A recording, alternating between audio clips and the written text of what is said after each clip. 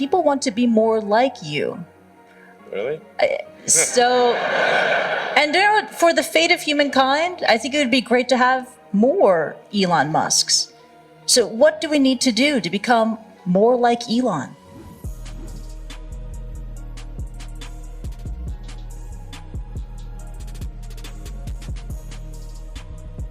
There's a friend of mine who's got a great saying about creating a company, which is trying to build a company and have it succeed is like eating glass and staring into the abyss.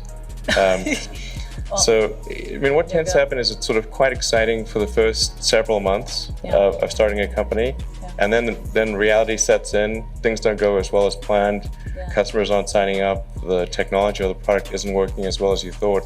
And then that can sometimes be compounded by a recession. And it can be very, very painful for several years. So I think, frankly, starting a company, I would advise people to have a high pain tolerance. Yeah.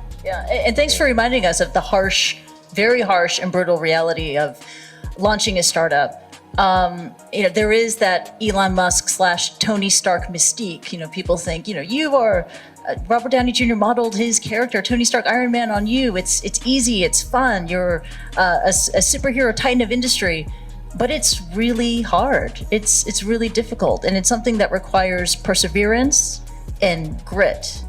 Do you fear that maybe in this generation or the younger generation that they don't have that perseverance and grit to take on these really tough challenges? I think some people do. I mean, maybe there are occasionally companies that get created where there's not an extended period of extreme pain, but I'm not aware of very many of such instances. Yeah. New great entrepreneurs are born every day, and we'll continue to see amazing companies get built.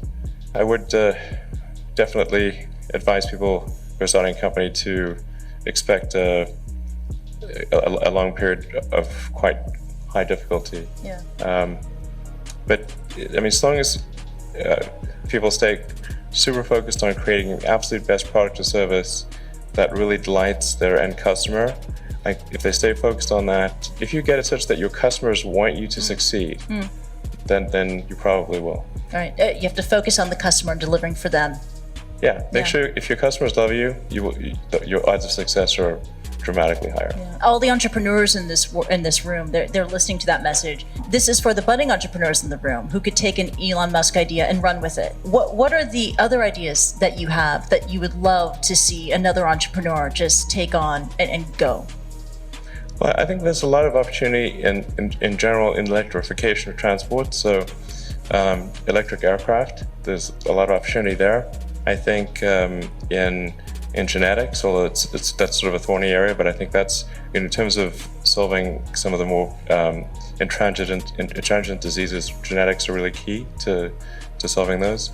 I think people maybe are only beginning to look at establishing some kind of brain-computer interface. A brain-computer interface. Yeah, at the neuron level.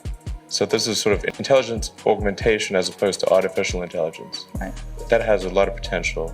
You mentioned this to me yesterday. I really had kind of no idea what you were talking about, and then I looked up Ian Banks, neural lace. Neural lace. That's right. Exactly. And so it's this concept of wiring the brain. So it's either there could be a brain internet, and it could also mean that we can upload our thoughts to the cloud. You would never forget anything. You wouldn't need to take photographs. Yeah.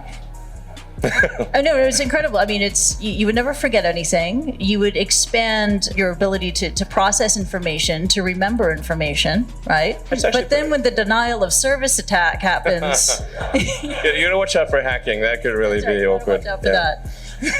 But also, and then I read it can also be used to fight degenerative diseases like Parkinson's too. Yeah, absolutely. Yeah, And I think it actually would be quite an equalizer as well, because I think the delta between it would sort of even things out. I think. You mean humankind? Yeah, people there would be no education disadvantage. Everyone would be starting at the same level. Yeah. So there would be no meritocracy. But it would be the differences would be smaller. Wow, and you really welcome that kind of world. You asked for predictions. Okay. But predictions are not the same as That's right. preferences. I mean, do I think something like that is likely to occur? I think probably. Wow. Yeah. Wow, it's incredible. We could go on and on. Unfortunately, we have to wrap and leave it at that. Let's give it up for Elon Musk. That was really awesome. Thank you so much. Thank you.